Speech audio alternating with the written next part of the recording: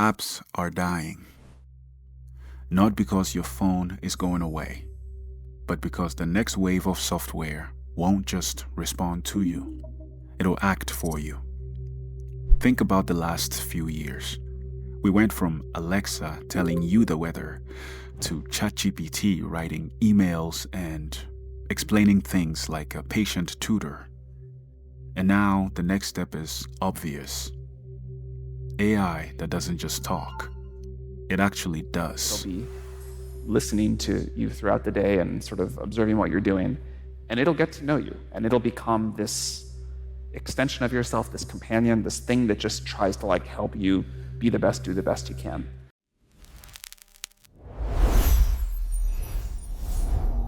Welcome to Midnight DeepTek, where we break down the future after the headlines.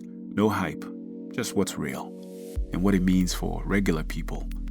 Quick favor, if you like tech explained clearly without the buzzwords, hit subscribe and turn on the bell. I drop deep dives weekly, and I promise no AI is changing everything speeches without receipts. Alright, AI agents. I'm gonna be real. The first time I saw what people mean by agents, I didn't think it was scary.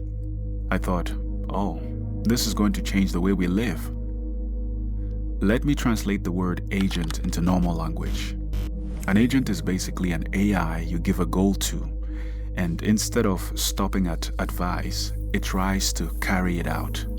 So instead of you doing the whole routine, open the app, search, compare, copy-paste, fill out forms, check out, you simply say, find me a flight under $400, window seat, Friday night, and book it. Or order my usual groceries. Or better yet, schedule a haircut next week when I'm free. And that's where the shift really happens.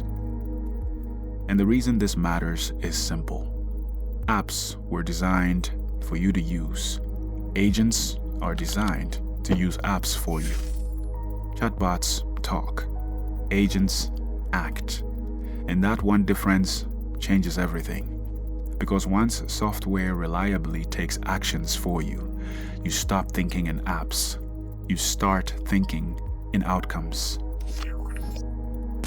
Now let's be honest. Agents today aren't some perfect robot assistants. They can already handle a lot of the annoying stuff.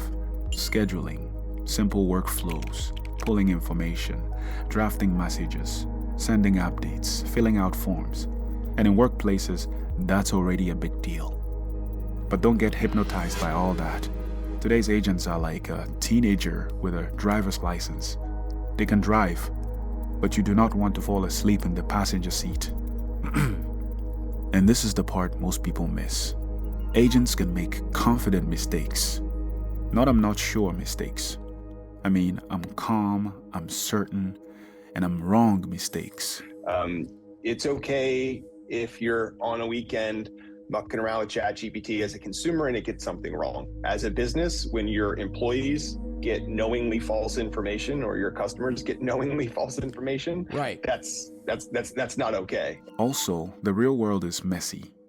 Websites change, logins fail, buttons move, captchas pop up. So even if the AI is smart, the environment it's operating in is chaotic.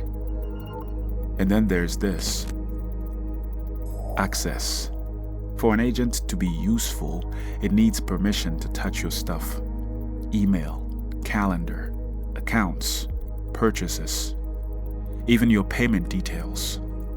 So when people say agents are the future, my brain immediately says, cool, now show me the safety model. This isn't happening because one startup had a cool idea. It's happening because the big players are pushing in the same direction. Example, let's say you want to ask Google to make you a haircut appointment on Tuesday between 10 and noon. What happens is the Google Assistant makes the call seamlessly in the background for you. The ChatGPT era normalized AI assistants. Amazon's Alexa-style assistants trained people to give commands. And now everyone's racing to make assistants that can actually complete tasks. That's why you're seeing agent features showing up everywhere. So what does that world actually look like? You wake up and say, I have a meeting across town at 2, handle today. And it books the ride, like a Waymo self-driving pickup when that's available in your area. It schedules the thing you forgot. It orders what you need. And it does all of that while you're just living your life. Now that's not a chatbot. That's software acting like a coordinator. And behind the scenes, you know what makes all of this grow fast? Chips. The same way better smartphone chips made cameras and apps explode, better AI chips are going to make assistants faster, cheaper, and more capable. That's why companies are pouring a lot of money into compute.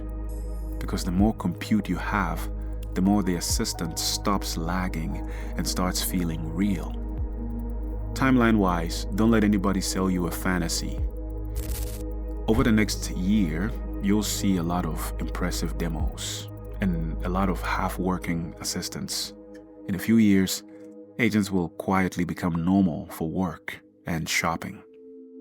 And in the long term, if reliability and safety gets solved, apps will turn into background utilities. My verdict: agents aren't replacing apps overnight, but they're already replacing the way we use apps. I'll be honest, once it feels smooth, you're not going back. Just like the internet once it really took off. Alright, that's it for today. Next week, I'll break down quantum computing without the math, because people hear Google quantum and think it's either magic or it's about to crack the internet tomorrow. It's neither. Subscribe if you want the future explained without the nonsense. Midnight DeepTek. See you soon.